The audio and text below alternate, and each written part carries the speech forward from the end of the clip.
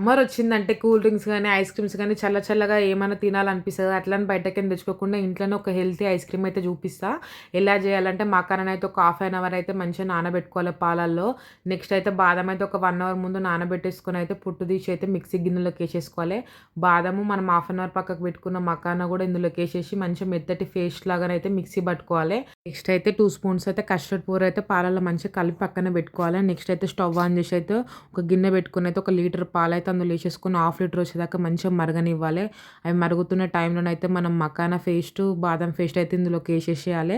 అది మంచిగా ఒక 15 మినిట్స్ కొంచెం దగ్గర పడుతున్న టైంలోనైతే మనం స్వీట్‌కి తగ్గట్టు అయితే షుగర్ అయితే అందులోకి యాడ్ చేసుకోవాలి. మనం స్వీట్ ఎంత తింటామో యాడ్ చేసుకున్నాకనైతే అందులోకైతే మనం కలిపి పెట్టుకున్న కస్టర్డ్ పౌడర్ వేసుకొని నాకైతే షుగర్ సరిపోలేదని చెప్పేసి నేను కొంచెం హనీ కూడా వేసుకున్న లాస్ట్‌లో. హనీ ఏసేసుకొని ఒక 10 మినిట్స్ ఉంచుకున్నాక స్టవ్ ఆఫ్ చేసేసుకొని చల్లారాక మిక్సీ గిన్నెలోకి ఏసేసుకొని అయితే మెత్తటి పేస్ట్ లాగానైతే మనం గ్రైండ్ చేసుకోవాలి. చేసేసుకున్నాకనైతే గ్లాసెస్‌లోకి ఏసేసుకొని ఐస్ క్రీమ్ స్టిక్స్ పెట్టుకొని బటర్ పేపర్ పెట్టుకొని ఒక 6 అవర్స్ అయితే డీప్ ఫ్రిడ్జ్‌లో పెట్టుకొని అయితే డీప్ ఫ్రిడ్జ్‌లోకి తీసేసుకున్నాకనైతే ఒకసారి వాటర్‌లో పెట్టుకొని అయితే తీస్తే కొంచెం ఈజీగా వెళ్తది.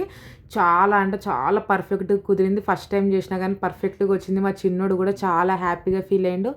ఎంతో ఇష్టమైన ఐస్ క్రీమ్ అయితే మా చిన్నోనికి నా చేతులతోనైతే నేను ఇంట్లో హెల్తీ ఐస్ క్రీమ్ అయితే చేసిచ్చాను. చాలా అంటే చాలా బాగుంది.